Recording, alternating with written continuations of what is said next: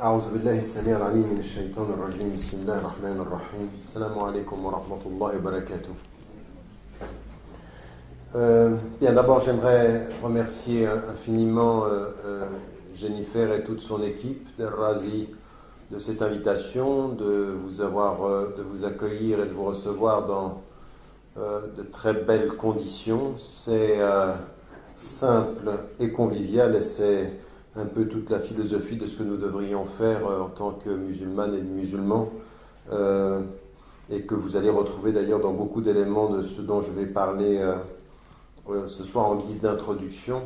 Alors effectivement, c'est un sujet sur lequel je me suis penché depuis le début. Moi, je commençais à réfléchir à la question de l'éducation quand j'ai commencé à enseigner en secondaire inférieur à l'époque en Suisse. J'ai commencé à enseigner très très tôt, à l'âge de 18 ans, et très très rapidement, quand j'ai commencé à enseigner, dès l'année suivante, quand j'avais 19 ans, j'ai commencé à prendre mes élèves à cette époque-là en dehors des structures scolaires, à les faire rencontrer des gens qui étaient des personnes qui étaient marginalisées à Genève. Ensuite, on partait. J'ai fait une quinzaine de voyages dans le tiers-monde, en Afrique, en Asie et en Amérique du Sud avec des jeunes.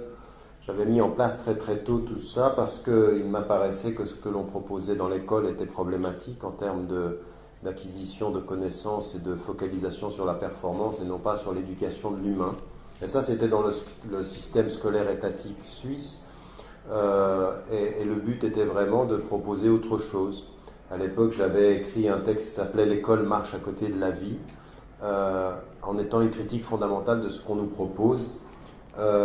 Et en même temps, pas forcément, si vous voulez, tous les principes qui étaient ceux qui portaient ma critique étaient des principes qu'on trouve et que vous allez réentendre maintenant à partir de nos références islamiques, mais elles étaient véritablement portées par une considération universelle. Et en fait, ce que j'ai reconstruit par la suite, c'est de retrouver en même temps dans nos références qui étaient les éléments essentiels de la question de l'éducation et de l'enseignement, et de montrer comment finalement à partir de nos sources, à partir de Ta'sil al-Shara'i et Ta'sil al-Akhlaqi, c'est-à-dire les fondamentaux et les fondements de nos références, eh ben on se retrouve à partir de la singularité de nos sources à partager l'universalité des objectifs et des valeurs.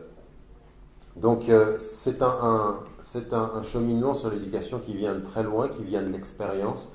Dans le livre Mon intime conviction, je rappelle, j'ai repris un texte que j'avais écrit à l'endroit en témoignage d'un jeune qui a été un de mes enseignants. En fait, ça a été mon élève, mais ça a été mon enseignant parce que à cette époque-là, je m'étais arrêté comme enseignant à essayer d'écouter ce que mes élèves avaient à me dire. Et on était beaucoup dans la réflexion, les élèves doivent être au centre de l'école. Et je ne suis pas tout à fait d'accord avec l'idée que les élèves doivent être au centre de l'école, mais je pense que les élèves doivent être au centre de l'attention des enseignants. Et j'avais écrit une série de textes sur « Ils m'ont appris ». En d'autres termes, qu'est-ce que mes élèves m'ont appris? Un d'eux s'appelait Thierry, qui est mort d'overdose quand il avait 19 ans, et qui a été fondamental dans ma réflexion sur l'enseignement. Et puis ensuite, effectivement, j'ai écrit beaucoup là-dessus. Il y a le livre La réforme radicale, où je parle de Ta'sil al-Shara'i du point de vue des éléments islamiques. Et puis il y en a un autre où je parle aussi de l'éducation, qui est l'autre en nous, où j'essaie d'aborder les différentes thèses que l'on a, en particulier celle de Piaget et des écoles anglo-saxonnes, où je parle de cette réflexion-là sur la question de l'éducation. Pourquoi est-ce que je vous dis cela? Parce que l'éducation, c'est pas un champ, c'est pas un cadre de réflexion qu'il faut aborder de façon froide, de façon formelle, de façon structurelle. On est en train de parler ici de l'humain dans toute sa complexité. Et on va se rendre compte que quand on parle de l'humain dans toute sa complexité, on va parler du divin dans toute sa relation fondamentale à l'humain. Et c'est à partir de cette réflexion-là, moi j'aimerais que vous compreniez que l'expérience qui a été la mienne, c'est de ne jamais pouvoir traduire l'expérience éducative comme la relation d'un maître de l'autorité à un élève qui l'a subi ou qui la respecte. La chose est plus complexe que cela. Il faut vraiment regarder les choses dans toute leur profondeur et dans toute leur dimension.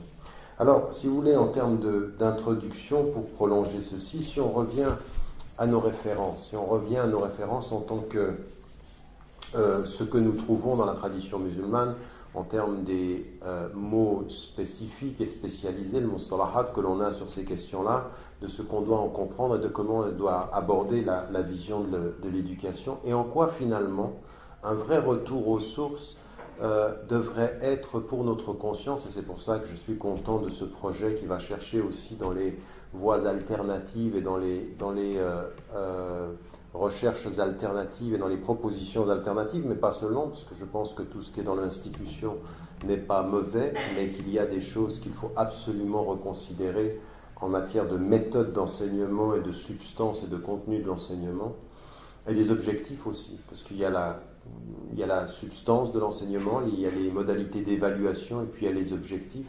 Souvent, à la lumière des objectifs, les modalités, la substance d'enseignement est évaluée, et donc c'est ce triptyque, les objectifs, la substance d'enseignement et l'évaluation, souvent nous sommes amenés à discuter quand nous sommes enseignants, et puis on nous amène souvent dans des discussions qui sont structurelles, c'est-à-dire la structure, le cadre scolaire.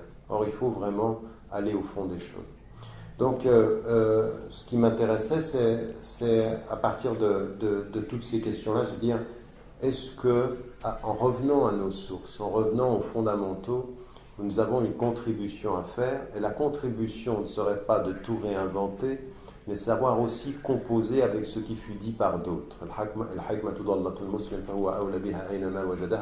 La sagesse, quelle qu'elle soit, c'est la propriété perdue de la musulmane et des musulmans, et il est le premier à devoir en faire l'acquisition partout où il la trouve. Alors, il se trouve que beaucoup de gens ont réfléchi avant nous sur des méthodologies extrêmement intéressantes. Ils ont travaillé sur la psychologie humaine, ils ont travaillé sur notre rapport à la temporalité, nos capacités intellectuelles d'acquisition de la connaissance sont extrêmement étudiées aujourd'hui.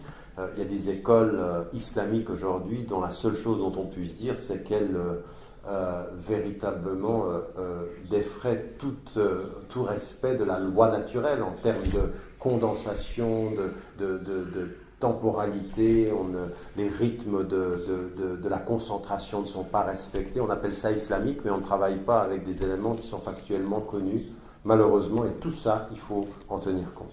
Alors, si on revient à la tradition, il y a deux mots que l'on connaît en français, on ne les a pas de la même façon en anglais, mais on les a en arabe, et c'est ta'lim wa tarbiya. Et c'est important de comprendre ceci parce que ces mots-là, ils vont avoir un impact. Et ta'lim et l'ilm, souvent ce que l'on traduit par ça, c'est la transmission de la connaissance. C'est-à-dire que l'enseignant va transmettre un savoir à l'enseigné, et donc ta'lim, c'est l'acquisition de la connaissance. Et c'est souvent ce qu'on dit par l'ilm, c'est la connaissance. Et tarbiya, c'est pas ça. La tarbiya ici, c'est pas l'instruction. Et ta'lim, c'est l'instruction, c'est instruire, c'est-à-dire transmettre un élément de connaissance. Et tarbiya, c'est l'éducation. Or, quelle est la différence entre l'instruction et l'éducation? C'est que l'instruction transmet un savoir, l'éducation transmet un savoir et un comportement. C'est-à-dire qu'elle est aussi liée au comportement de l'enseigné. Et souvent, ce que l'on dit, c'est que l'éducation est aux parents, l'instruction est à l'école.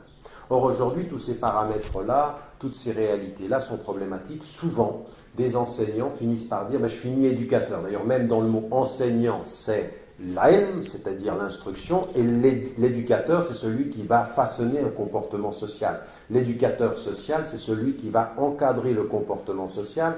L'enseignant, c'est celui qui va le transmettre. Et vous avez des enseignants qui se sont dit « mais moi, je ne suis pas payé pour être un éducateur, je suis payé pour enseigner », c'est-à-dire transmettre un savoir. Ce que vous avez aujourd'hui, beaucoup d'enseignants, les meilleurs enseignants, ce sont ceux qui ont compris qu'à partir d'un certain moment, la meilleure façon de transmettre un savoir, c'est de se préoccuper du comportement aussi.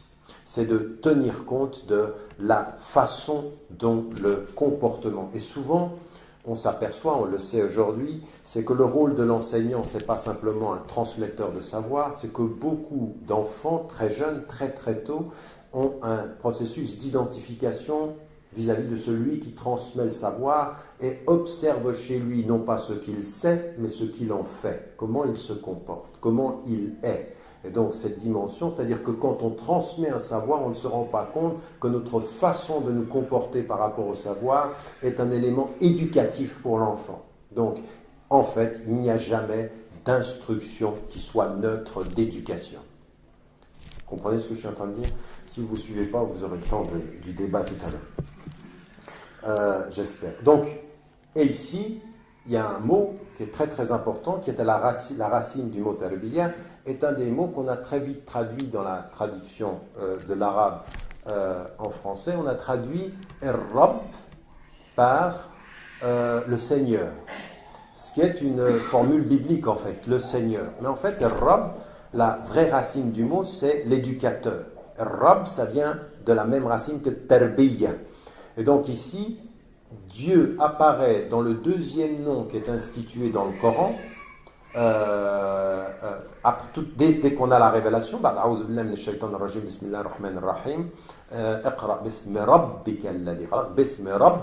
c'est-à-dire au nom de ton éducateur suprême. C'est lui qui va t'éduquer. Donc il est l'éducateur et il lui dit Iqra, c'est-à-dire il dit mon instruction c'est ton éducation. Donc 3 mots.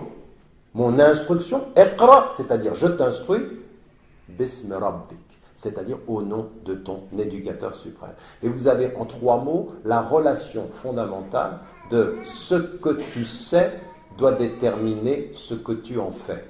Devant qui? Celui qui t'éduque, donc ton éducateur. Donc l'éducateur du prophète, qui n'aura pas de père, qui ensuite sera orphelin de mère, c'est Dieu en l'occurrence. Et de cette façon-là, on va avoir les 3 mots qui vont être qu'on va trouver dans la terminologie arabe et qui sont très importants pour nous aujourd'hui dans la compréhension de ce projet-là. Le premier mot, c'est el-ilm. Alors effectivement, el-ilm, c'est ce qu'on dit, c'est le savoir au sens où il est transmis, au sens où il est instruit. Donc el-ilm, c'est la connaissance. Mais la deuxième des choses qui va être importante, quand Allah subhanahu wa ta'ala, il lui dit Bismi Rabbik, c'est-à-dire au nom de ton Seigneur, il y a un deuxième mot qui apparaît et qui va être non pas simplement d'accumuler du savoir, mais d'en comprendre la substance. Et le deuxième mot, c'est le fahm. Et le fahm, c'est comprendre ce que je sais. Parce qu'il y a des personnes qui savent beaucoup, mais on a quelques doutes sur leur compréhension de ce qu'ils savent. Et c'est un élément déterminant dans notre rituel à nous. C'est-à-dire que beaucoup d'entre les musulmans savent qu'il faut prier, pas sûr qu'ils comprennent le sens de la prière. Savent ce qu'ils doivent faire, pas sûr qu'ils comprennent pourquoi ils le font. Oui? Et pourquoi parfois, une des compréhensions de ce que l'on sait, c'est de savoir qu'on ne sait pas tout de ce que l'on sait, et c'est une façon de le comprendre. Vous m'avez suivi? Oui, par exemple, pourquoi à la Mecque, quand vous faites tawaf, c'est 7 fois? Pourquoi vous priez 5 fois? Vous savez que vous devez prier 5 fois. Mais ce que vous savez, c'est que vous ne savez pas pourquoi. Et si vous ne savez pas pourquoi, c'est qu'il faut comprendre qu'au-delà de ce que vous savez, il est Allahu Akbar. Vous avez compris?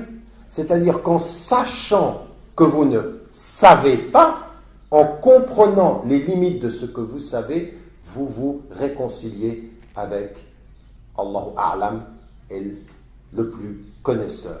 Donc il y a toute une dimension ici d'une compréhension de tous ces domaines-là qui est tout de suite très profonde. Vous apercevez tout de suite qu'on est très profond. Et il y a un troisième terme.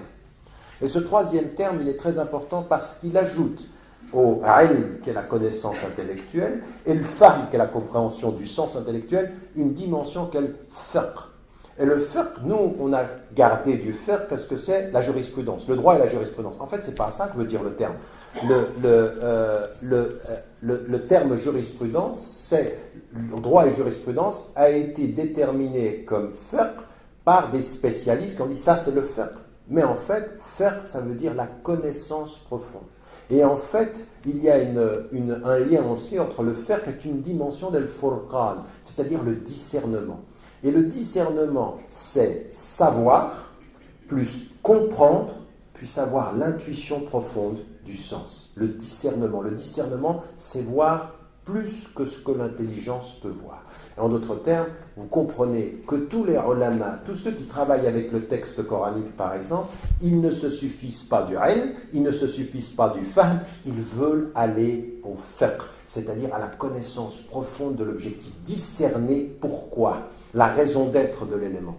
Et nous, ce que l'on veut pour nos enfants, c'est, et pour nous-mêmes d'ailleurs, parce que tous ici, vous êtes, et moi avec vous, nous sommes tous des étudiants, c'est-à-dire nous sommes tous dans un processus éducatif, c'est-à-dire que nous ajoutons toujours de la connaissance pour le comportement.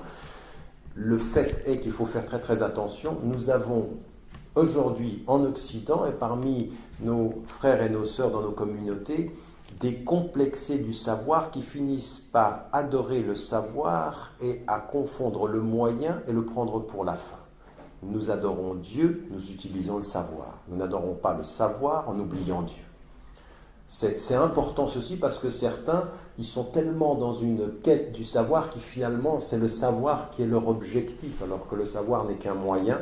Donc ici on est dans une dimension qu'il faut comprendre sur cette terminologie-là qui est importante et Rab, il entre dans ce modèle d'éducation et donc on a des niveaux de savoir, des niveaux de compréhension et des niveaux de discernement. Il y a des gens qui ont beaucoup de compréhension, peu de discernement. Oui? C'est-à-dire qu'ils peuvent comprendre ce qui est en train de se passer, mais ils n'ont pas il manque le discernement. Il y a ceux qui savent, il y a ceux qui comprennent, et il y a ceux qui comprennent profondément. La différence entre celui qui peut comprendre ce que vous êtes et celui qui peut être empathique avec ce que vous êtes. Le meilleur enseignant n'a pas compris le niveau de son élève, il a la capacité d'entrer en communication avec son ressenti. C'est-à-dire, il sait l'ordre de l'intelligence et il comprend l'ordre de l'affectif. Et ça, c'est une dimension. Ça, c'est pas donné à tout le monde. Ça se travaille, évidemment. C'est beaucoup d'attention donnée. Cette attention, ce que le prophète alayhi salam était. Le prophète alayhi salam, il répétait 3 fois pour tous, il observait spécifiquement pour chacun. Vous voyez la différence? Il peut donner des réponses différentes. Il répète 3 fois pour que tu comprennes bien, ça c'est le niveau de tous, mais il observe chacun et il donne la réponse en fonction de ce qu'il observe. Il est pédagogue par la capacité de l'observation, il est enseignant par la capacité de répétition. Oui? Non. Donc, ça, c'est des éléments sur lesquels il faut qu'on travaille parce qu'ils sont dans notre tradition, ils sont dans notre tradition profonde. Et donc, ça, c'est un premier élément. L'autre chose qu'il faut mettre, il y a un autre mot qui est important et qui va nous classer les choses. Il y a un mot qui va être lié à la connaissance du divin. Et qui va être fondamentalement lié dans tout ce qui va être cette tradition spirituelle importante pour nous, c'est le ma'arifa. Et le ma'arifa, en fait, c'est la connaissance du divin. En fait, c'est, dans toutes les traditions spirituelles que vous allez trouver, c'est, et l'arifin, ce sont ceux qui connaissent Dieu, c'est-à-dire ceux qui s'approchent du divin. Et ça aussi, c'est important de le classer aussi dans les dimensions que l'on a. C'est, à un moment donné, il y a des degrés de connaissance des choses, d'observation des choses, de discernement des choses, qui vous approchent de la connaissance du divin. Et ça aussi, il faut que vous l'entendiez. Vous savez, quand vous avez dans le Coran, quand Allah subhanahu wa ta'ala, il nous dit il y a des signes dans leur visage qui sont liés à la prosternation, bon, celui qui entend, il voit la tâche.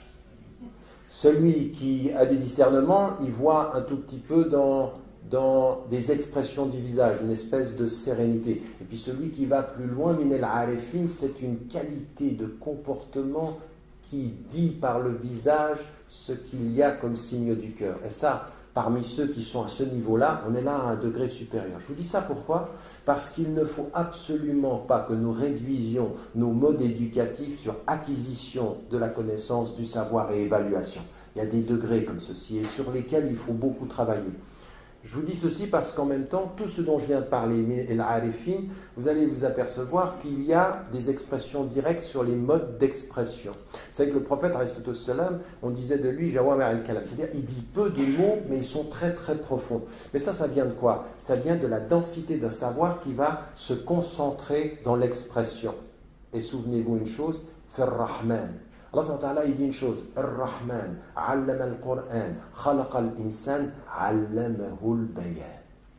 Il associe l'expression extérieure, allamahu, khalaqa al-insan, allama al-Qur'an. Il enseigne le Coran et ceci a un impact sur l'expression. C'est-à-dire que le prophète, tous les prophètes ont des modalités d'expression qui viennent de leur connaissance profonde, discernée de la révélation. Vous voyez ce que je veux dire? C'est-à-dire qu'à un moment donné, cette expression-là, aussi dans la façon de formuler les choses, est très importante.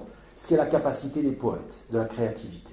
La capacité des poètes, alors ça c'est dans un autre domaine, la capacité des poètes, c'est l'approfondissement du sens affectif et la jointure entre l'affectif et l'expression, ce qui sort, ce qui va être l'expression. Alors évidemment, eux, ils le font dans la créativité. Je vous dis ceci pourquoi? Parce que dans mon modèle éducatif, il faut absolument que nous insistions beaucoup sur les modalités de la créativité, de l'expression. Et quand on dit l'expression, quand on veut une belle expression, il faut faire attention quand on éduque l'intelligence de ne pas oublier d'éduquer les cœurs, de ne pas oublier d'éduquer le bien-être. Comprenez ce que je veux dire? Parce que ça va s'exprimer de la même façon.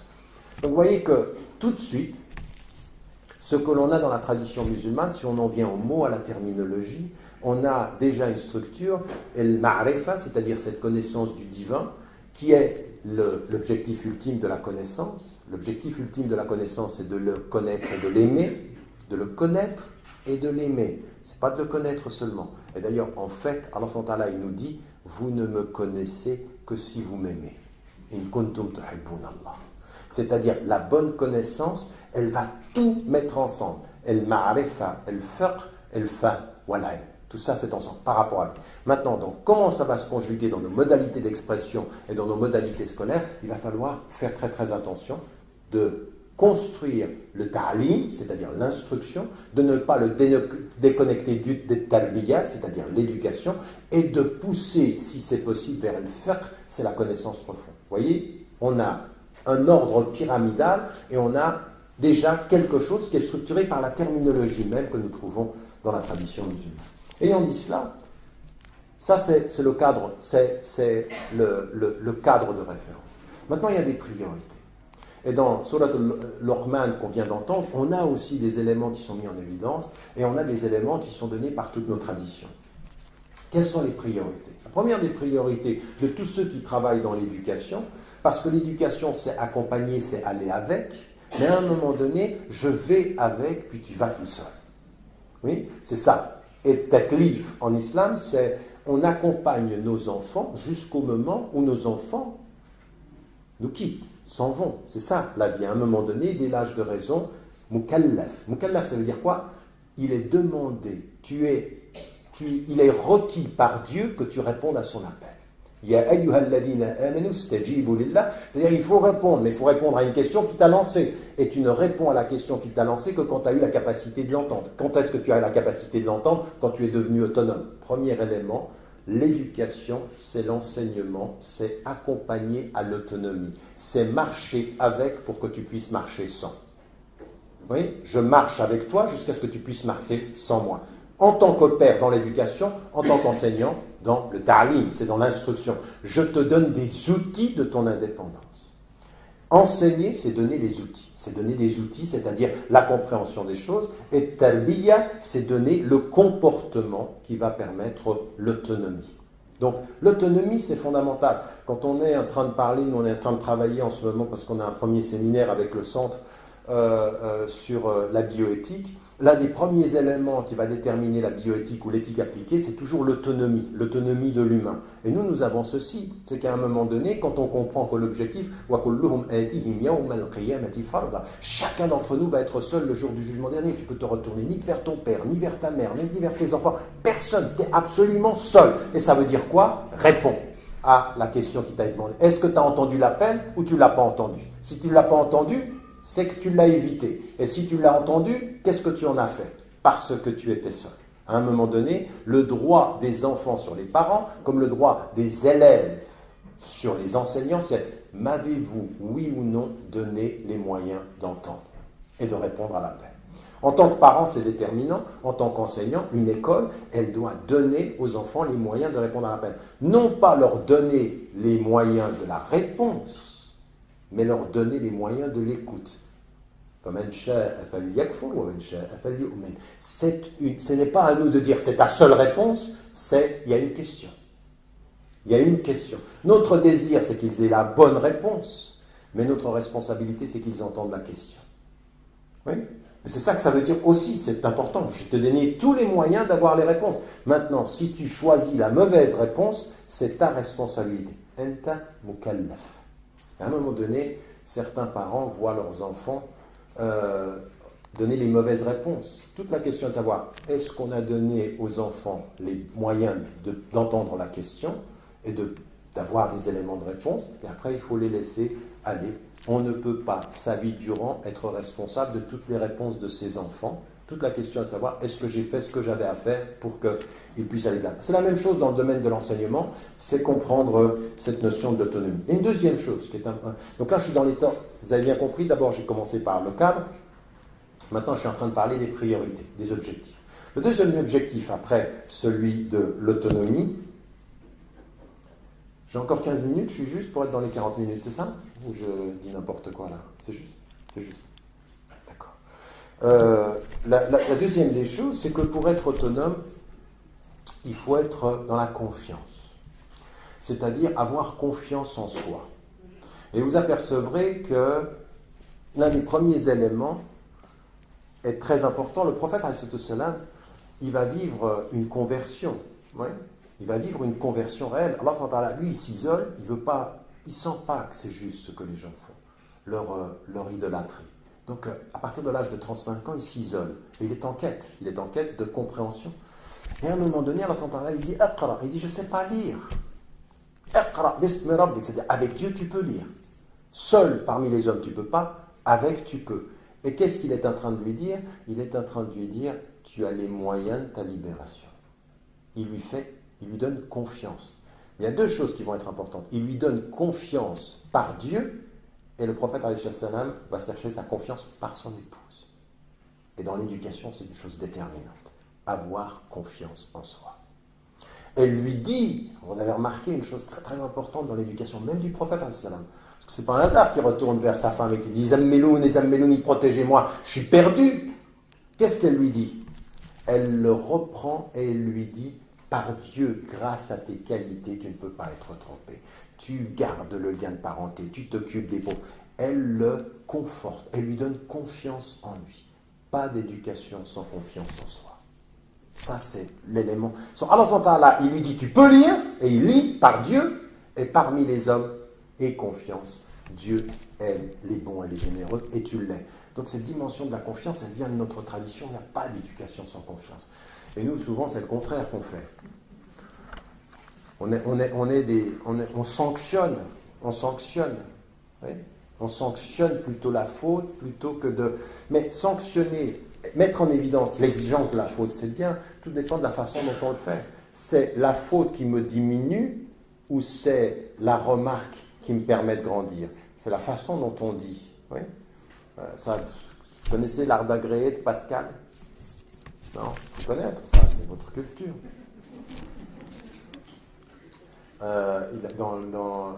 Au moment où il écrit les pensées, vous savez qu'il est mort avant de les constituer, Blaise Pascal, il parle de l'art d'agréer. Dans l'art d'agréer, il dit une chose tout à fait intéressante, mais qui est très très importante du point de vue de l'enseignement.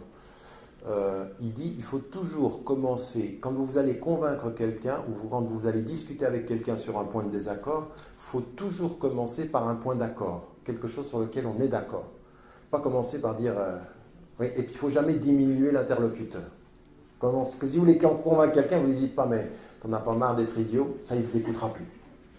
Hein? On ne peut pas commencer par le diminuer. Il y en a qui n'en ont jamais marre, se disant en passant. Mais enfin bref. Ce qu'il dit, c'est toujours commencer. Et par exemple, une chose très très importante, s'il y a quelqu'un qui a une opinion et qu'il faut toujours lui dire, par exemple, c'est comme le point de vue. Vous voyez, par exemple, quand je vois ce micro, de là où je le vois de cette façon-là, de là où voit la personne, il le voit d'une autre façon. Et ce qu'il dit, il faut toujours commencer à dire à quelqu'un, de là où tu es, tu as raison. mais tu ne vois pas toute la problématique. Donc en d'autres termes, tu as raison, mais partiellement. C'est-à-dire commencer toujours par le côté positif du rapport à nous. Nous, alors, souvent, pas du tout. C'est-à-dire, même avant que la personne parle, elle n'a même pas le temps d'avoir tort, qu'on a déjà décidé pour elle ce qu'il fallait voir ou pas voir. Mais l'expérience, parce que ça c'est important, on a tellement peur pour la moralité de nos élèves ou de nos enfants qu'on ne leur donne pas la possibilité de l'erreur relative. Et en ne permettant pas à un moment donné d'avoir fait une erreur mineure, on va avoir une incompréhension majeure à la fin. Une incompréhension majeure parce qu'il n'y a pas l'expérience de ce dialogue-là. Dans l'enseignement, c'est capital. Et donc là, ce qu'il dit, c'est le prophète ﷺ était souvent de ce point de vue-là. Il partait souvent de la qualité des compagnons. Il a réussi à avoir cette communauté de gens distincts parce qu'il prenait les qualités de chacun. Il n'insistait pas sur les défauts. Il connaissait les larmes de Abu Bakr as-Siddiq. Il connaissait la dureté parfois de Omar, mais il a utilisé les qualités des uns. La qualité, c'est pas l'enseignant, il ne met pas en défaut le défaut en premier, il explique quelle qualité ce défaut peut avoir en telle circonstance. C'est-à-dire que la dureté, qui est un défaut parfois, peut devenir une qualité parfois. Et donc vous l'utilisez au bon moment. Donc ce qui est vu par certains comme un défaut définitif, c'est parce qu'on ne voit pas que parfois c'est une qualité relative. Hein, le défaut qu'on peut voir, vous savez, le prophète ne se mettait jamais en colère, sauf quand ça déplaisait à Dieu. Donc la colère, à des moments donnés, c'est attention, là il y a des limites, là tu t'arrêtes, parce que là je m'énerve. Oui, c'est pas mal toujours de s'énerver, ça dépend pourquoi. Vous comprenez ce que je veux dire? C'est-à-dire que c'est voir plus globalement la chose. Donc la question de la confiance, elle est importante. La question de la responsabilité avec l'autonomie, elle est extrêmement importante. Ça, c'est la dimension du taklif. Le taklif dit l'autonomie, mais il dit aussi la responsabilité. Vous devez répondre. Donc chacun a une responsabilité. Et attention, la responsabilité, je n'ai pas parlé de la culpabilité. La responsabilité, c'est positivement ce que tu dois faire et non pas négativement ce que tu ne fais pas. Oui, la culpabilité insiste énormément sur ce que tu devrais faire et tu ne devrais pas. La responsabilité, c'est ce que tu as à faire dans la confiance et que tu peux faire. Oui, et l'amr ici, c'est une responsabilité et tu peux le faire. Donc une confiance dans la responsabilité et non pas nourrir un sentiment de culpabilité dans l'enseignement. Et tout ça, ça va demander une méthodologie d'enseignement, un accompagnement qui est positif et qui ne veut pas dire d'être laxiste. C'est exigeant pour celui qui accompagne que pour celui qui est accompagné. La deuxième des choses qui est nécessaire par rapport à ça, la quatrième, donc le premier c'est l'autonomie, ensuite il y a la confiance, ensuite il y a la responsabilité.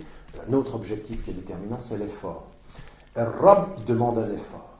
Et l'effort, qu'est-ce que c'est l'effort? C'est l'engagement. Donc, en fait, il n'y a pas de foi sans éducation. Il n'y a pas d'humain sans éducation. Par définition, l'humain doit s'éduquer, mais il faut y mettre de l'effort.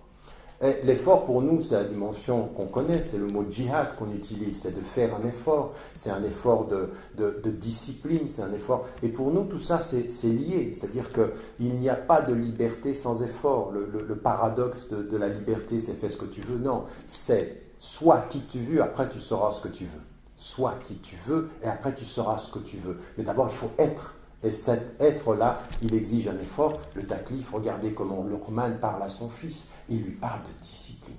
Il lui parle de discipline. Là, il lui donne un cadre de référence et ça demande un effort. Ça demande un effort. Et donc, cette dimension de la discipline. Il n'y a pas de spiritualité, il n'y a pas d'éducation, c'est une espèce de discipline. Pourquoi? Parce que notre esprit il a besoin de discipline. Notre esprit, il est comme notre corps. La seule différence, c'est qu'on ne voit pas qu'il y a des réflexes intellectuels, il y a de l'exercice intellectuel. Vous vous rendrez compte, pour certains d'entre vous, si vous laissez l'enseignement ou si vous laissez l'éducation, la lecture des livres pendant des années, l'esprit, il n'est pas assez, ouh là là, il faut revenir, on a l'impression qu'on revient de loin. Il faut s'exercer à penser comme il faut s'exercer à faire des abdominaux. D'accord? Donc, n'oubliez pas de le faire quand même. Donc, ça, c'est l'effort.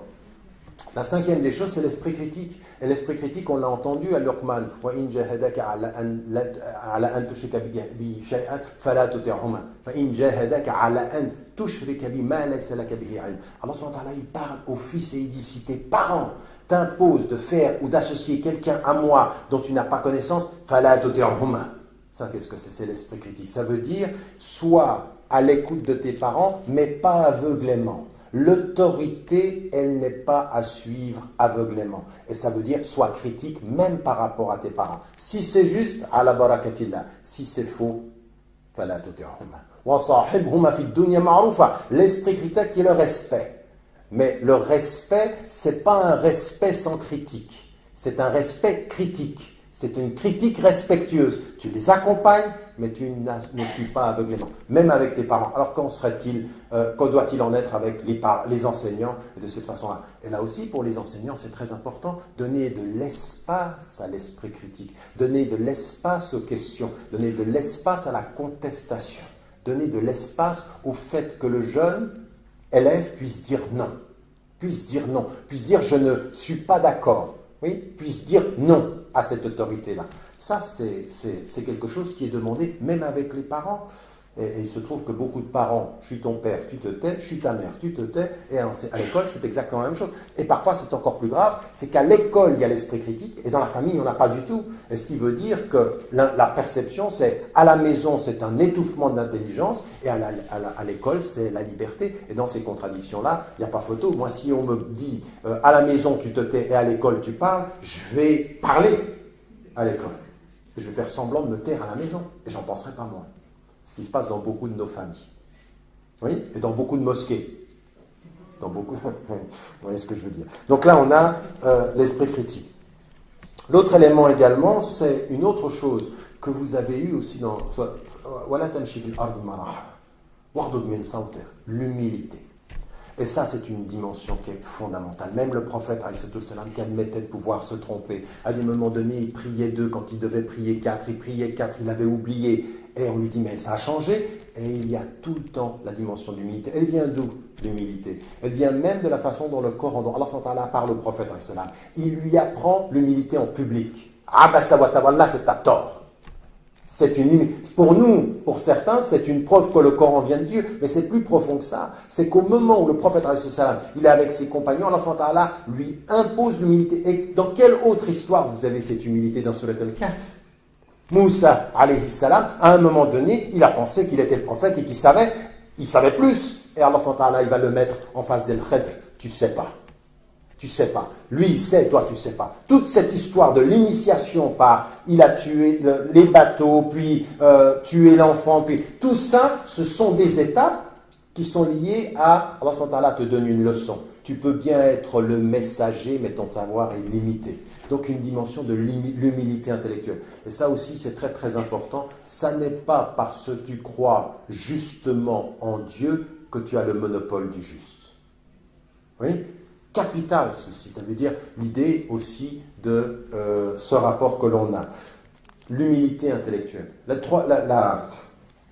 L'autre objectif, c'est la pudeur. Nous aussi, on a une espèce d'expression sur la pudeur, elle est uniquement vestimentaire. La pudeur, elle est intellectuelle aussi. La pudeur intellectuelle, c'est-à-dire se protéger parfois les gens de ce que l'on sait et les protéger de ce qu'ils peuvent savoir que l'on sait. Oui ? C'est-à-dire qu'à des moments donnés, le prophète faisait comme s'il n'entendait pas pour laisser les gens. Par exemple, on me disait en Égypte qu'il y avait un cheikh qui voyageait avec les gens, ils étaient tellement respectueux que devant lui, il ne faisait rien. Et lui, qu'est-ce qu'il faisait? Il faisait semblant de dormir pour les laisser. Vous voyez ce que je veux dire? Mais vous voyez ça? C'est-à-dire l'enseignant qui voit dans l'enseigné l'impact qu'il peut avoir sur lui et qui va reculer, qui va se retirer pour lui laisser de l'espace. Oui? Être pudique, c'est-à-dire je sais que tu sais ce que je sais, je vais faire comme si je ne savais pas, comme ça va te laisser un peu respirer. Parce qu'il y a des gens, par leur seule présence, ils sont étouffants. Je veux dire, moi, je veux vous dire, réellement, dans ma vie, quand vous entendez une responsable d'école qui vient vers vous et qui dit « Mais monsieur, je peux vous dire une chose, c'est pas facile d'être le fils de Tariq Ramadan. » Et après, vous arrêtez comme ça un moment, vous dites « D'accord. D'accord. » C'est très violent. C'est-à-dire qu'à un moment donné, elle est en train de dire ce que vous représentez à ses yeux peut étouffer l'espace de son expression. Ce qui a été dramatique dans La fille de Victor Hugo. Vous savez que La fille de Victor Hugo a totalement étouffé par l'extraordinaire présence du père. À un moment donné, il faut apprendre ça, la pudeur. Il faut apprendre le retrait. Comme enseignant aussi, pas simplement comme parent, comme enseignant, c'est-à-dire savoir se retirer, savoir même à un moment donné suspendre l'évaluation pour donner la possibilité de l'expression. Il y a des évolutions qui vous tuent. Il faut savoir qu'il y a des jeunes, à un moment de l'évaluation, qui sont à deux doigts de se donner la mort au sens symbolique comme au sens réel, parce que c'est une goutte qui fait déborder le vase. Je suis toujours dans mon temps, bientôt fini. Donc, ça c'est la question de la pudeur, et ce n'est pas la même chose que l'humilité. Il y a la question de la maîtrise aussi, c'est-à-dire aussi dans cet effort, la question de la maîtrise comme objectif de l'enseignement. Il faut beaucoup travailler ces éléments-là qui font partie de l'enseignement. Allah yuhibbu idha amala ahadukum amalan an yutqina. Dieu il aime quand quelqu'un fait quelque chose qu'il le maîtrise, et ça c'est une maîtrise, c'est l'effort. Il faut maîtriser ce que tu fais. Le sens, le souci du détail, le souci de la maîtrise de ce que l'on sait, ça aussi c'est important. C'est pas important simplement c'est important dans l'écriture, c'est important dans le petit détail qui fait toute la différence. Moi, les meilleurs profs que j'ai eus, c'était les profs qui me mettaient en évidence le détail. Pas ceux qui étaient uniquement exigeants sur les généralités, ceux qui sont pointilleux. Vous savez, ils sont affectueux et pointilleux. C'est les meilleurs pédales. Affectueux et pointilleux. Affectueux parce que vous sentez, mais ils sont pointilleux. Et vous aimez bien le fait qu'ils soient pointilleux, parce que la façon dont ils sont pointilleux, c'est affectueux. Oui, comme on devrait être aussi parfois avec nos enfants, mais dans cet enseignement-là. Le respect de l'autre aussi, et ça c'est aussi une dimension qu'on a. Quand le père parle au fils, c'est qu'il écoute ses préoccupations. Et ça aussi, au niveau de la scolarité, donner le temps de l'écoute, du respect de l'autre. Et pas simplement du respect de la parole du prof. Moi, je n'ai pas d'enseignement ex cathedra. Je n'enseigne jamais en parlant c'est jamais des conférences. Dans les conférences, pour moi, c'est l'opposé de l'enseignement que je donne. Dans l'enseignement que je donne, c'est tout le temps en train de discuter. C'est-à-dire que moi, je sais la substance que je veux faire passer, mais je la passe par le dialogue. Tout le temps en train de discuter. Et j'impose à mes étudiants, comme j'imposais à mes élèves, la parole de l'élève est aussi importante que la parole du prof dans tout ce qui peut vous apporter. Et ça, c'est la dimension du respect. Ce qui était particulièrement important, c'est que le prophète, dans la Shura, on n'a pas compris ça, on l'a vu simplement comme une structure politique, mais c'est plus important que ça, c'est que le prophète, il laisse parler les gens, et à un moment donné, il se soumet au débat public. Avant Ghazwat Uhud, il est le messager, il a raison, et il a écouté l'opinion opposée, il les a suivis. Il a respecté la parole de la majorité qui s'exprime. Ils avaient tort, il avait raison, mais il a respecté le principe avant le résultat. Et c'est ce que confirmera le Coran. C'est ce que confirme. Si tu n'avais pas eu ce cœur, cette affection pour eux, ils se seraient éloignés de toi. Vous voyez, ces dimensions-là font partie de l'éducation et le respect. 3 choses que je voulais mettre en évidence comme éléments qui sont importants aussi. C'est ce que l'on a comme des objectifs de l'enseignement qu'on doit garder comme des objectifs essentiels, c'est le don. Effectivement, le don, le fait de donner systématiquement, enseigner, c'est donner, recevoir, c'est aussi savoir comment donner, c'est-à-dire comment retranscrire. Vous savez ce que disait Aristote, enseigner, c'est apprendre 2 fois, et donc c'est particulièrement important de faire en sorte que ce que l'on enseigne, on le enseigne aussi dans le don, et qu'on fasse en sorte que ceux qui sont enseignés puissent comprendre que ça, c'est aussi un don, c'est-à-dire qu'ils doivent s'en préoccuper. Ça, c'est quoi? C'est le don et la solidarité. C'est-à-dire qu'il n'y a pas d'enseignement qui puisse être sache, comprend, mais ne partage pas. Ce que tu sais, ce que tu comprends, tu le partages. Et le meilleur exemple, c'est le prophète. Ce que tu sais, ta mission, c'est de partager ce que tu as appris. Donc le partage est déterminant. La question de la solidarité dans l'école est importante. C'est-à-dire, aujourd'hui, dans les structures scolaires, c'est la compétition des premiers, mais la solidarité, la conscience des derniers, de ceux qui sont les exclus. Moi, par exemple, comme je vous le disais, dans mon enseignement, à un moment donné, j'ai dit, je vais vous apprendre la littérature française, mais maintenant, on va faire autre chose. Vous allez écrire des livres. Et je leur demandais d'écrire des livres. Et dans les livres qu'ils ont écrits, on est parti voir tous les exclus des écoles. Je veux dire, je veux que vous, qui allez entrer à l'université, vous retourniez à l'école là où vous avez perdu toute une partie de vos élèves, de vos camarades. Tous ceux qui ont été exclus pour des questions de famille, pour des questions de drogue, pour des questions de vol, eh bien, on va les retrouver. Puis on a écrit un livre qui s'appelait « En rouge dans la marge ».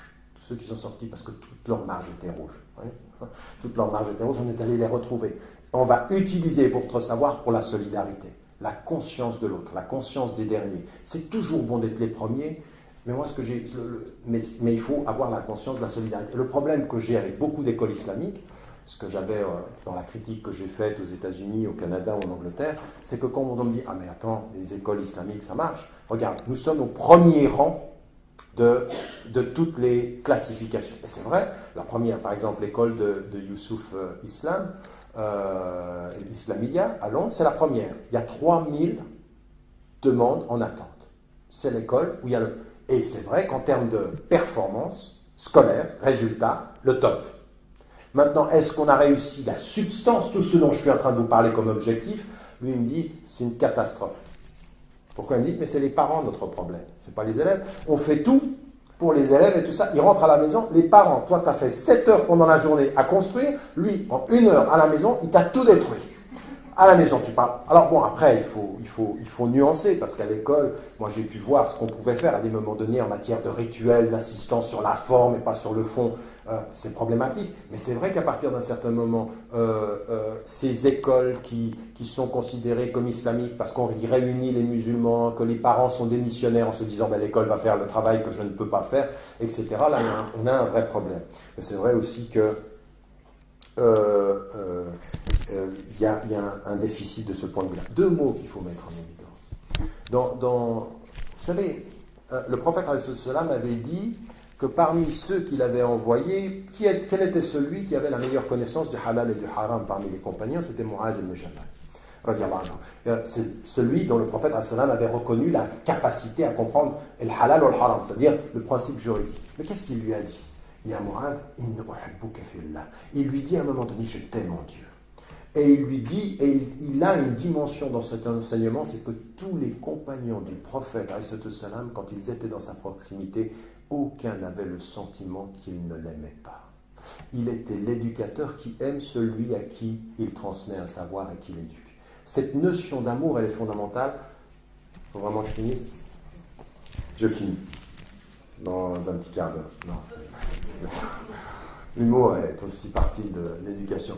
Bref, la dimension